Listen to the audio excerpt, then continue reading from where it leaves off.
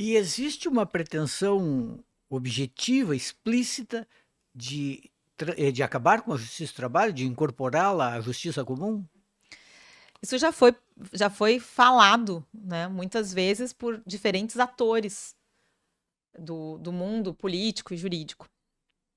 Hoje não se fala abertamente, né? Não há uma defesa, embora em alguns debates do STF isso apareça, né? De alguns ministros que não compreendem por que uma estrutura separada para o direito do trabalho e que talvez fosse melhor que ela fosse incorporada, mas assim, nada como não há uma proposta nesse sentido.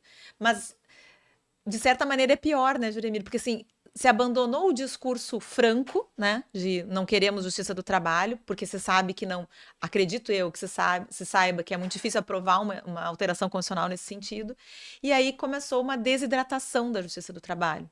E aí qual que é o grande risco, né? Se retira a competência, se começa a dizer que todo mundo é autônomo, se não há mais direito do trabalho, por que uma estrutura, né, para cuidar do que não existe?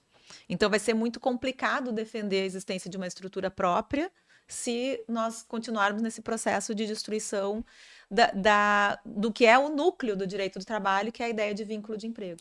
Onete, a questão do tempo. A justiça do trabalho, às vezes, as pessoas dizem, vai demorar 4, 5, 6 anos. É demorado ou é o tempo da justiça no Brasil? Nas outras áreas também Não, é a o justiça tempo? do trabalho é muito mais rápida que É as outras. mais rápida? Muito mais rápida. Muito mais rápida. Inclusive, isso é justiça em números, né? O CNJ que diz, não sou eu. A Justiça do Trabalho tem um tempo de tramitação do processo no primeiro grau, por exemplo, que é de 1 ano e meio. E na Justiça Comum é quase impossível que um processo consiga. Tem casos que, assim, em 6, 7 meses o processo já está com recurso no tribunal. Então, a Justiça do Trabalho é muito mais ágil que as outras justiças. Não é tão ágil como nós gostaríamos, mas aí é uma questão de estrutura, porque a gente vive numa sociedade de trabalho obrigatório, a maioria das pessoas trabalha para sobreviver, existe muito descumprimento de direito trabalhista, existe inclusive uma cultura, né, de desrespeito aos direitos trabalhistas, de achar que a primeira coisa que o empregador que está em dificuldade financeira deve fazer é não pagar salário, até porque ele sabe que se dever para o banco, o juro é outro, né? Se ele sabe que se dever em outras instâncias para o fisco, né, a consequência é outra. Então, qual é a dívida que ele não paga? A dívida trabalhista.